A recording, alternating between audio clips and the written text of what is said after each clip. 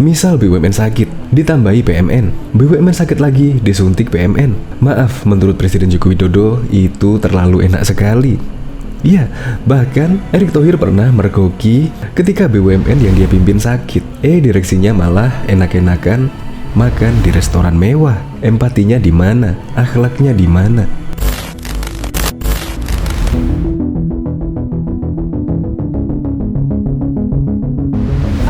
Jangan sekarang filosofinya ketika gagal di-charge ke negara. Tetapi ketika mohon maaf ada sesuatu yang sangat nikmat difoya-foyakan. Nah, sangat sedih kalau kita melihat direksi BUMN apalagi yang sakit. Ya, ketemu di restoran mewah.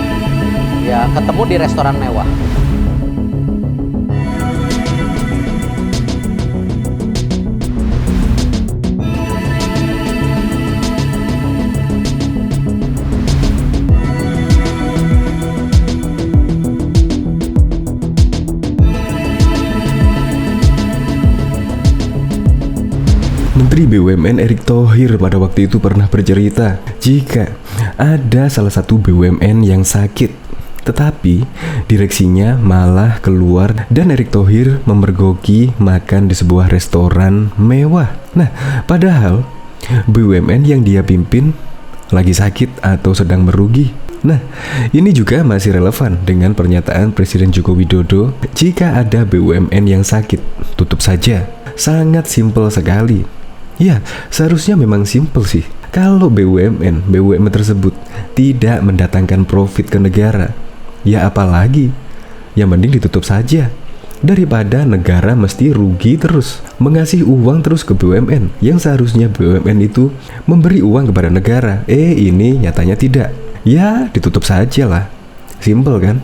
Nah, dalam arahan Presiden Jokowi ini meminta kepada para direktur utama BUMN untuk lebih berani dalam berkompetensi dan mengambil risiko. Dan Presiden Joko Widodo menginstruksikan kepada Kementerian BUMN yaitu Erick Thohir untuk tidak lagi memberikan proteksi kepada BUMN. Menurut Presiden Joko Widodo, BUMN terlalu banyak keseringan diproteksi. Misal BUMN sakit, ditambahi PMN. BUMN sakit lagi, disuntik PMN. Maaf, menurut Presiden Joko Widodo, itu terlalu enak sekali.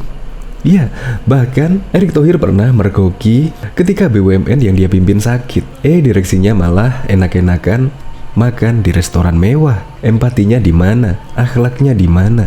Menurut saya sih, saya setuju dengan pernyataan Presiden Joko Widodo. Jika ada BUMN sakit, ya tutup saja. Untuk lebih lengkapnya, simak berita berikut ini, Good News Indonesia. Belum menyaksikan video ini, pastikan bosku jangan lupa subscribe. Karena subscribe itu gratis plus bonus tonton video terbaru setiap harinya. Jangan lupa ya. Presiden Joko Widodo memerintahkan Menteri BUMN Erick Thohir untuk menutup BUMN yang tidak efektif atau sakit dan tidak mampu meningkatkan daya saing. Hal itu disampaikan Jokowi saat memberikan arahan kepada para direktur utama BUMN di Ballroom Hotel Meurorah Komodo, Kabupaten Manggarai Barat, Nusa Tenggara Timur pada Kamis 14 Oktober 2021. Dalam arahannya, Jokowi meminta kepada para direktur utama BUMN untuk lebih berani dalam berkompetisi dan mengambil resiko. Kepala negara pun menginstruksikan Menteri BUMN untuk tidak lagi memberikan proteksi kepada perusahaan BUMN dalam kondisi menurun. Kalau yang lalu-lalu, BUMN-nya banyak terlalu keseringan kita proteksi. Sakit, tambahi PNN. Sakit, suntik PMN. Maaf, terlalu enak sekali.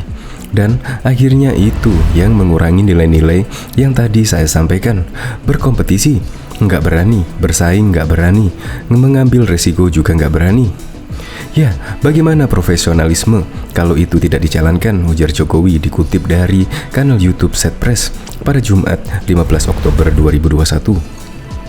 Jokowi juga mendorong BUMN untuk go global dan berani bersaing di kancah internasional, khususnya di era revolusi industri 4.0 seperti saat ini.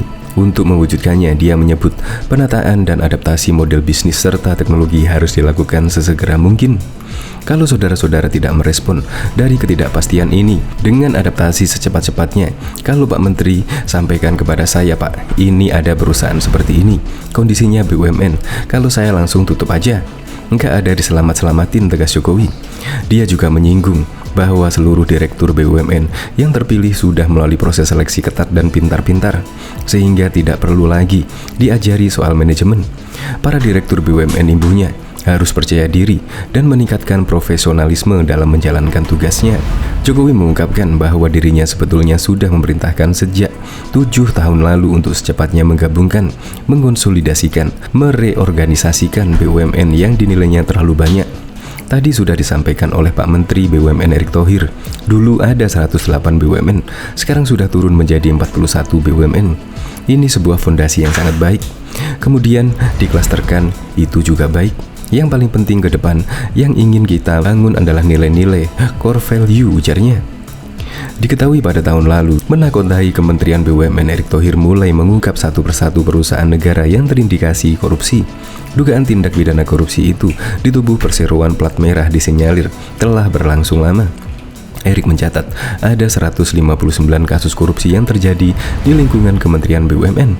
Kasus hukum itu pun melibatkan kurang lebih 53 pejabat dan kementerian yang dia pimpin hingga petinggi perusahaan lain. Saya di awal pada saat bekerja tentu membuka data mengenai kasus hukum korupsi di Kementerian BUMN. Itu jumlah luar biasa banyak. Jumlahnya ada 159 kasus waktu itu. Dan yang menjadi tersangka kurang lebih 53 orang. Beber Menteri BUMN Erick Thohir saat melakukan penandatanganan perjanjian kerjasama MOU terkait upaya pemberantasan korupsi dengan KPK, dikutip pada Kamis 30 September 2021 yang lalu. Dalam catatan MNC Portal Indonesia, sekurangnya ada 3 BUMN yang sempat disebut Erick Thohir patut diduga tersandung tindak pidana korupsi, yaitu sebagai berikut. PTPN 3 Persero.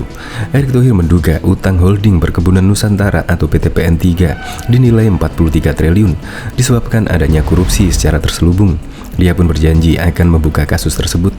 Saat ini, pemegang saham tengah memfasilitasi restrukturisasi utang PTPN 3 dengan 50 kreditur baik dalam maupun luar, di mana skema yang dilalui berupa kesepakatan interkreditor atau interkreditor agreement dengan seluruh anggota kreditur sindikasi dolar AS serta SMBC Singapura sebagai agen.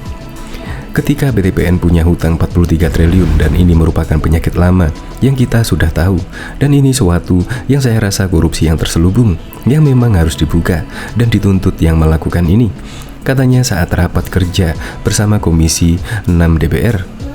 PT Krakatau Steel.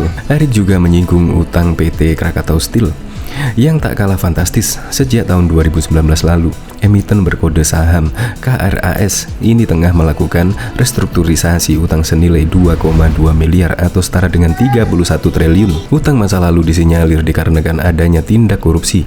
Kementerian BUMN pun akan menelusuri dugaan tindak kejahatan tersebut. Menurut Erick, menegakkan hukum atas proses bisnis yang salah harus diperbaiki. Krakatau Steel itu punya utang 2 miliar US. Salah satunya investasi 850 juta US. Itu tidak bagus. Pasti ada indikasi korupsi, beber Erick. Menurut PLT juru bicara KPK bidang penindakan Ali Fikri, Erick Thohir sudah melaporkan dugaan korupsi dan saat itu lembaga anti rasuah sedang mendalami laporan yang dimaksud. PT Perikanan Indonesia Persero.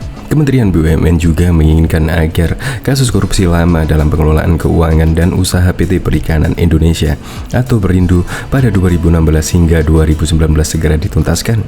Erick menegaskan, pihaknya memberikan dukungan penuh dan menghormati proses penyidikan yang dilakukan Kejaksaan Agung terhadap Perindo atas kinerja dan citra perusahaan BUMN tersebut bisa kembali positif.